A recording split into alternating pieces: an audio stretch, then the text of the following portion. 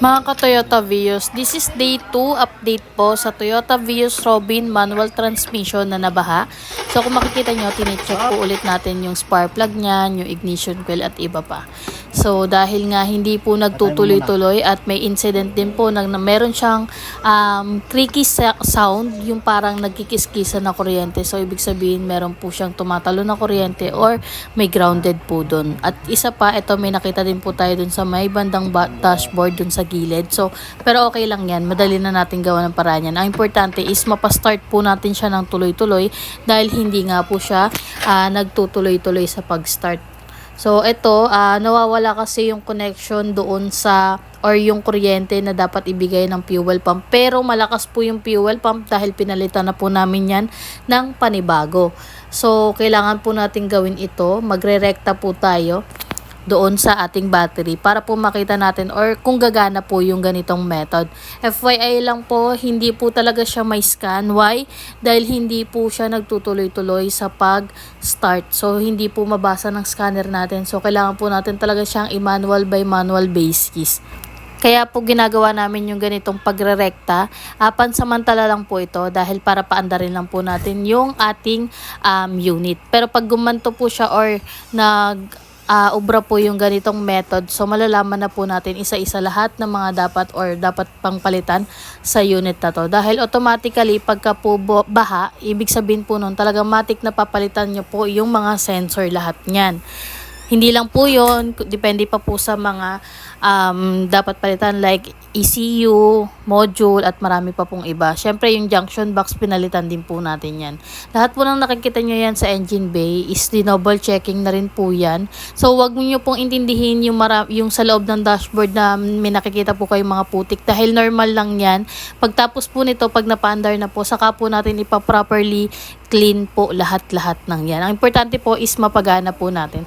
So, chinek na po namin yung fuse box, junction box at anything. Pero okay naman po lahat doon. Walang putok na fuse. Kaya po dito na po tayo nagpo-proceed doon sa fuel pump. Direkta po natin doon sa battery dahil nawawala po yung connection niya or binibigay niyang kuryente ng fuel pump. At wala po siyang nahihigop pataas papunta po doon sa ating fuel line. So, ginagawa po natin yung ganitong method. Pag gumana po kasi yung ganitong method, ibig sabihin po, malalaman na po natin yung mga other pa pong papalitan kasi mababasa na po siya ng scanner. Pero sadly to say, nawala lang po yung creaky sounds niya or yung parang nagkikiskisa na kuryente pero hindi po talaga siya nagtutuloy-tuloy sa pag-start. Kung makikita nyo po, nagkaroon na po ng daloy yung ating fuel line dahil nagkaroon na po siya ng gas, no? Kasi po nirekta po natin yan. Pero pag hindi po natin nirekta, wala po talaga siyang binibigay na supply doon. Kasi nagkakaroon po siguro ng short circuit or anything po na kailangan pa po talaga natin ng wiring tech sa ganito pong error dahil hindi nga po siya mabaybay ng ating mechanic, no? Pero all goods na po dun sa engine. Kung ang inaalala niyo po is yung engine, okay na po. Nagka-cranking na po siya. Hindi lang po nagtutuloy-tuloy yung pag-start. Alam niyo po yung pa-start na pero hindi pa rin nagtutuloy-tuloy. Kaya kailangan po natin ng wiring tech talaga. Pero ginawa naman po ng mechanic po natin lahat po ng proper way na dapat gawin. So, magpo-proceed na po tayo dun kay wiring technician. Kailangan po nilang mag-tandem ngayon dahil yung dun sa engine, nag-okay na po eh. Bali, meron lang pong konting-konti na lang po ito at mapapagana na po natin lahat.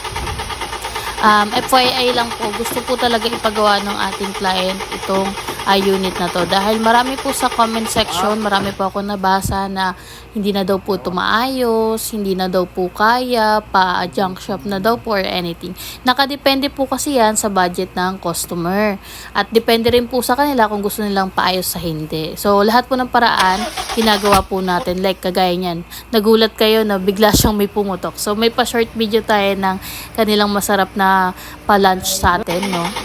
Tinitignan lang natin kung tama lahat at may supply ba lahat, ignition coil, injector, BBTI, marami na po kaming napalitan yan. Hindi naman po lahat yan papalitan lahat, pero ginamit lang po namin is yung aming reserva dahil para make sure lang po kasi nagaling mo ito sa baha. So hindi po natin basta-basta pwedeng ikabit yun, kailangan po natin i-properly clean. So marami pong salamat sa mga supporters natin dyan, sa mga latest upload po natin. Maraming pong salamat. At sa mga recommendation nyo po, hindi ko na ho kayo may isa-isa, pero God bless you all po.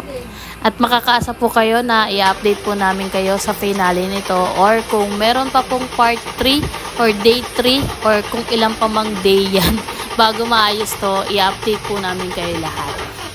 Salamat!